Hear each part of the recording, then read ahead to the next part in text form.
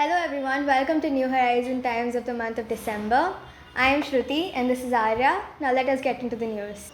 Indian Constitution Day is celebrated on the 26th of November every year to spread awareness of the fundamental rights and duties. To commemorate this day, a competition was held on the 26th of November 2021, which is a Friday. Collage making competitions were held for the students of grades 6 to 7 and the winners are as follows. Disha Agarwal, Lakshya Sarda, Sherin Kheria, Nimish Bodras. Poster making competitions were held for the students of grade 8 to 9 and the winners are as follows. Kirti Sudhi, Aditi A. Kamath, Shreyas Pai. Human Rights Day. On 10th December 2021, the students of New Horizon Public School, along with the guidance of the teachers, organized an informative session to celebrate the Human Rights Day. The event commenced with a speech given by the school vice captain Atulit Subramanian, who emphasized on the importance of the day. The speech, followed by 3 skits performed by the students of grade 6 to 9, each highlighting the topics of right to education, right to life, and right against exploitation. This event was a huge success. World Energy Conservation Day is celebration on 14 December globally to highlight the importance of energy conservation and its uses in our day-to-day life, its scarcity, and the impact of sustainability on the global ecosystems. When individual efforts combine to form tremendous change, every little step goes a long way. Let's adopt practices of reusing, reducing, and recycling resources and appliances as a step towards saving our environment. Time is an essence when it comes to sustenance of our environment. In NHPS, our students spent an eventful day learning and understanding how energy conservation plays an essential role and how we can prevent many of the negative impacts on our environment. Here are some glimpses of our Energy Conservation Day. Essay writing competition was held for the grades 6 and 7 and a quiz competition was held for the grades 8 and 9. These are the competitions held in the month of December. Sanvika Madhukar of Standard 3B secured the 3rd position in the national level online colouring competition at the Heritage Fest organized by ISKCON Bangalore. Arav N of grade 3D attended Geeta level 1 session and he cleared the level. He will be continuing with level 2. Congratulations to Arav. Cubic Challenge Awards. Samyukta Pradeep of grade 2D learned 3x3 cube during her holidays and participated in her first competition in the month of November 2021. She won Golden Cuber Award for the 3x3x3 cube under 8 category. Later she learned 2x2x2 and Pyraminx cube on her own and took part in the International Cube Challenge competitions conducted by Cube Federation India in December. She was able to complete all 3 cubes and secure the competition certificate too. Congratulations to Samyukta for this achievement and best wishes for her endeavours. Hello everyone, my name is Shantanu. Today we will be talking about the top sporting events in the month of December 2021. Team India brought the curtains down in style in tests with a crushing 113 run win over South Africa at Centurion to go 1-0 up in the 3-match series. India's fiery pace unit picked up 18 wickets to make the country the first Asian team to win a test match at the Supersport Park. This after KL Rahul scored a match-winning 123 to help India put on 327 in the first innings. India reaffirmed their supremacy in the Under-19 Asia Cup with a record 8th title as they hammered Sri Lanka by 9 wickets in a rain-hit summit showdown in Dubai. South Africa star wicketkeeper batter Quinton de Kock announced his retirement from Test cricket with immediate effect, said the country's apex body CSA hours after the team's brutal defeat in the first Test against India. One of India's most successful off-spinners, Harbhajan Singh, announced retirement from all forms of cricket. The 41-year-old from Punjab took 417 wickets in 103 tests, 269 wickets in 236 ODIs and 25 scalps in 28 T20Is in his illustrious career. Australia claimed 6 England wickets before lunch on third day of the third Ashes Test at Melbourne to win the match and the series. Australia now lead the 5-match series 3-0. Australia have now retained the Ashes twice in succession for the first time since Steve Waugh's men did so in 2002 and 2003. The hill state of Himachal Pradesh reached its zenith in cricket with a stunning 11-run victory over mighty Tamil Nadu in the final Vijay Hazare Trophy in Jaipur. Youngster Shubham Arora came out all guns blazing with his maiden list A century as Himachal downed 5 times champion Tamil Nadu under the VJD method in order to win their first ever domestic one-day championship. Aspiring India were made to toil hard before getting the better of arch rivals Pakistan 4-3 in a pulsating third-fourth place contest to clinch the bronze medal at the Asian Champions Trophy men's hockey tournament. Ace QS Pankaj Advani defended his national billiards title, his 11th one after he defeated his PSPB teammate Dhruv Sitwala 5-2 in the best-of-9 final in Bhopal. Summoning every drop from his physical and experienced tank, Kidambi Srikanth edged past younger compatriot Lakshya Sen to script his name in history books as the first Indian men's player to enter the final as the BWF World Championships. Srikanth narrowly lost out to his Singaporean opponent Lockie Yu in a thrilling 43-minute game in Huelva, Spain. His opponent, world rank 22, was also playing in a BWF final for the very first time. While Srikanth bagged the silver medal, his semi-final opponent, 20-year-old Lakshya Sen, joins Prakash Padukone and B. Sai Praneeth as bronze medal winners. Along with Kidambi, PV Sindhu created history by bagging the silver medal in the same tournament, losing to South Korea's 19-year-old An Se-young in straight sets 21-16, 21-12. Basketball player Stephen Curry broke the NBA record for career three-pointers when he netted his 2,974th shot beyond the arc for Golden State Warriors in the game against New York Knicks. Arguably the greatest shooter of all time, Curry surpassed the coveted NBA record held by Ray Allen, who was in the crowd at the Madison Square Garden to witness this historic moment. Speaking of breaking records, number 7 Cristiano Ronaldo made history with his double against the Gunners, becoming the first to score 800 career goals. Probably the saddest football news of the entire year, let alone the month of December, was the Argentinian footballer Sergio Aguero announcing retirement at the age of 33 due to a heart condition. Coming to Formula 1, Max Verstappen of Red Bull won the Abu Dhabi Grand Prix and the Formula 1 World Championship after a dramatic battle with Mercedes-Benz's Lewis Hamilton taking the lead in the final lap of the last race of the season at the Yas Marina in Abu Dhabi. Reigning world chess champion Magnus Carlsen of Norway defended his title and won the FIDE World Championship in Dubai. He beat Ian Nepomuceno of Russia, securing the 1 point he needed to cross the 7-point threshold to win the global tournament held at Dubai's Expo 2 in the UAE. The BCCI announced Rohit Sharma as Team India ODI captain. The National Selection Committee made Sharma the sole white ball leader of the team till the 2023 50-over World Cup. In another significant development, Sharma also replaced Ajinkya Rahane as the vice captain of the Indian Test team. The 24-year-old from Chennai, Shabri, had 4 wins and 1 loss in his previous fights before becoming the inaugural winner of the World Boxing Council's WBC India welterweight title, defeating the more experienced Akashdeep Singh of Chandigarh in an 8-round bout in Hyderabad. World number 2 Daniil Medvedev beat Marin Cilic to give Russia an insurmountable lead.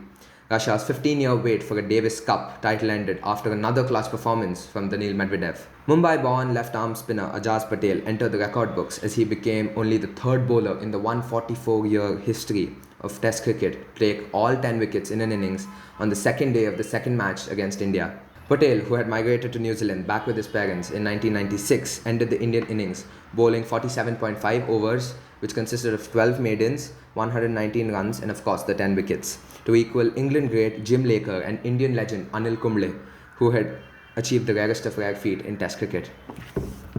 However, despite these heroics where Ajaz took 14 wickets in all in the match, India won the match because, India. And Mayank Agarwal's long-awaited innings of 150 gave India the boost it required to eventually beat New Zealand by 372 runs to win the series 1-0. Legendary Indian long jumper Anju Bobby George has been bestowed with the Woman of the Year award. The 44-year-old Anju Bobby George, the only Indian to have won a medal in the World Championships with a long jump bronze in the 2003 edition, was named for the award by World Athletics for grooming talent in the country and for advocacy for gender equality. That's it from our side. Thank you very much.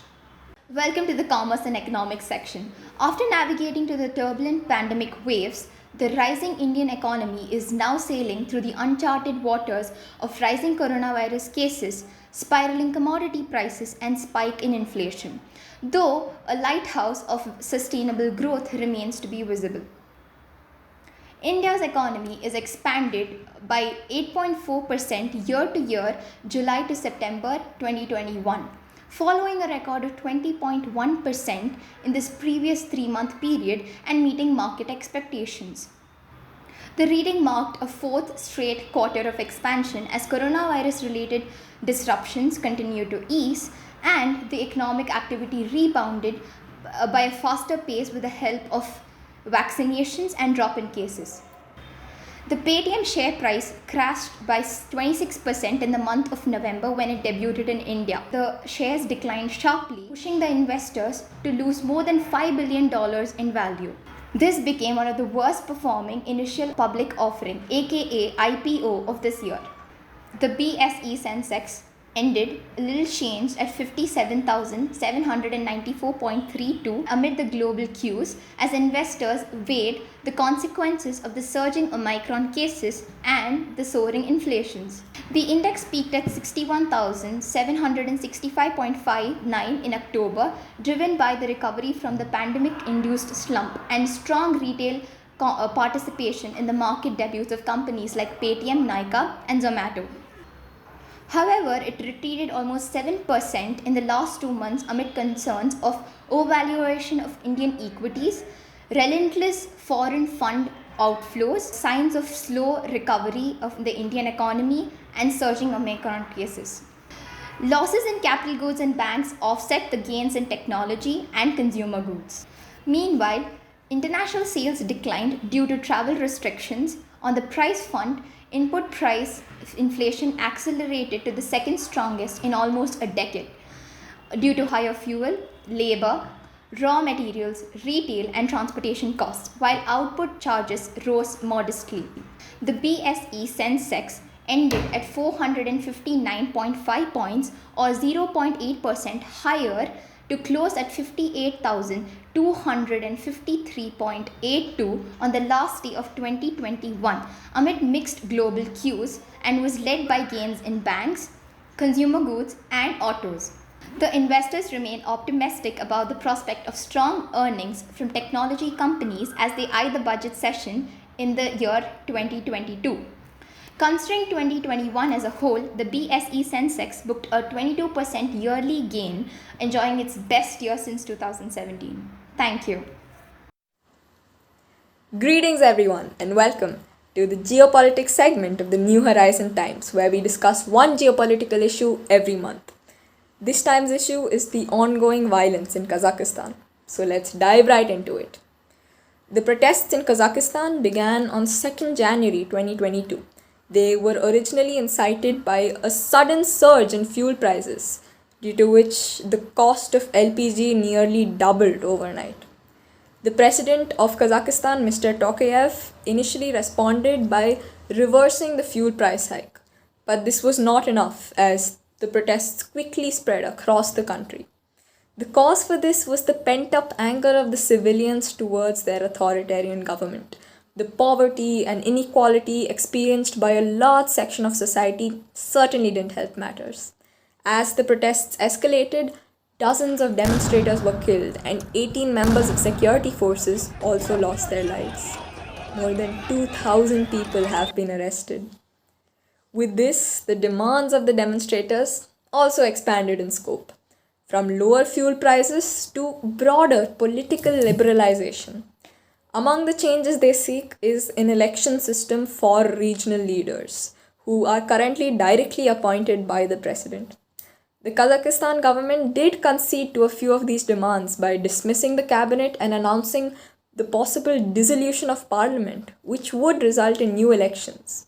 The president also distanced himself from Nur Sultan Nazarbayev, his predecessor, by removing him as the head of the country's Security Council, since a lot of the people's anger was directed towards him. But all these moves largely failed to tame the discontent. On 6th of January, protesters stormed into the mayor's office in Kazakhstan's largest city, Almaty, and overran the city's airport. This, in turn, led to the government changing its stance on the issue. President Tokayev blamed foreign terrorists for the unrest. He declared Kazakhstan under attack and instituted a state of emergency, authorizing the security forces to fire without warning and shoot to kill. He also asked the Russia-led military alliance, the Collective Security Treaty Organization or the CSTO, to intervene, to which Russia promptly agreed.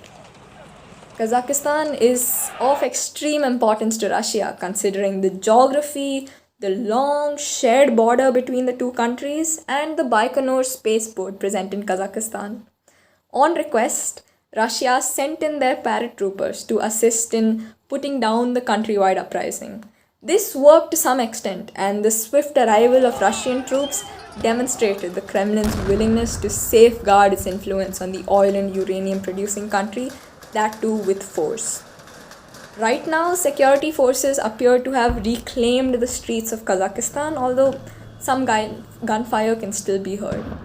We can only hope that better days are coming for the country with restored peace and a prevailing sense of happiness. Are the protests in the country done for good, or is Kazakhstan still in store for more? Will President Tokayev give in to any more demands? Are Russian troops here to stay? All these unanswered questions will hopefully be answered in the coming days. I am Ankita Vakde reporting for New Horizon Times, and thank you for watching.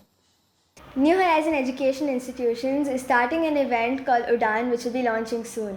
New Horizon Vidya Mandir has started admissions for the grade Nursery, LKG and UKG from the 24th of September 2021. New Horizon Public School has started admissions for grade Nursery to 7th Standard. You will find more details of the same on the school website www.nhps.in. Thank you for joining us this time. Hope to see you next time as well.